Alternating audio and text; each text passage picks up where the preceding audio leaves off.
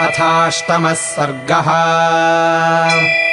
ततो नीलाम्बुदप्रख्यः प्रहस्तो नाम राक्षसः अब्रवीत् प्राञ्जलिर्वाक्यम् शूरः सेनापतिस्तदा। देवदानवगन्धर्वाः पिशाचपतगोरगाः सर्वे दर्शयितुम् शक्याः किम् पुनर्मानवौरणे। सर्वे प्रमत्ता विश्वस्ता वञ्चिता स्म हनूमता। न हि मे जीवतो गच्छेज्जीवन् सवनगोचरः। सर्वाम् सागरपर्यन्ताम् सशैलवनकाननाम् करोम्यवानराम् भूमिमाज्ञापयतु माम् भवान्। रक्षाम् चैव विधास्यामि वानराद्रजनीचरा। नागमिष्यति ते दुःखम् किञ्चिदात्मापराधजम्। अब्रवीत्तु सुसङ्क्रुद्धो दुर्मुखो नाम राक्षसः। इदम् न क्षमणीयम् हि सर्वेषाम् नः प्रदर्शनम्। अयम् परिभवो भूयः पुरस्यान्तः पुरस्य च। श्रीमतो राक्षसेन्द्रस्य वानरेण प्रदर्शनम्। अस्मिन् मुहूर्ते गत्वैको निवर्तिष्यामि वानरान्। प्रविष्टान् सागरम् भीममम्बरम् वारसातलम्। ततो ब्रवीत्सु सङ्क्रुद्धो वज्रदंष्ट्रो महाबलः।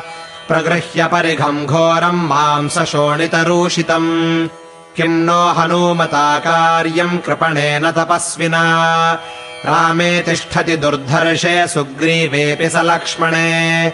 अद्य रामम् स सुग्रीवम् परिघेण सलक्ष्मणम्। आगमिष्यामि हत्वैको विक्षोभ्य हरिवाहिनीम्। इदम् ममापरम् वाक्यम् शृणु राजन् यदिच्छसि। उपायकुशलो ह्येव जयेच्छत्रूनतन्द्रितः। कामरूपधराः शूराः सुभीमा भीमदर्शनाः। राक्षसा वा सहस्राणि राक्षसाधिपनिश्चिताः।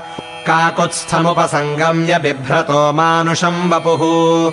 सर्वे ह्यसम्भ्रमा भूत्वा ब्रुवन्तु रघुसत्तमम्। प्रेषिता भरतेनैव भ्रात्रा तव यवीयसा। स हि सेनाम् समुत्थाप्य क्षिप्रमेवोपयास्यति। ततो वयमितस्तूर्णम् शूलशक्तिगदाधराः।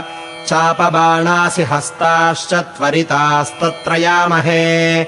आकाशे गणशस्थित्वा हत्वा ताम् हरिवाहिनीम्।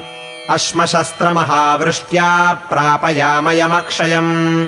एवम् चेदुपसर्पेतामनयम् रामलक्ष्मणौ। अवश्यमपनीतेन जहतामेव जीवितम्। कौम्भकर्णिस्ततो वीरो निकुम्भो नाम वीर्यवान्। अब्रवीत् परमक्रुद्धो रावणम् लोकरावणम्। सर्वे भवन्तस्तिष्ठन्तु महाराजेन सङ्गताः। अहमेको हनिष्यामि राघवम् सह लक्ष्मणम्। सुग्रीवम् सह हनूमन्तम् सर्वांश्चैवात्र वानरान्। ततो वज्रहनुर्नाम राक्षसः पर्वतोपमः। क्रुद्धः परिलिहन् सृक्काम् जिह्वया वाक्यमब्रवीत्।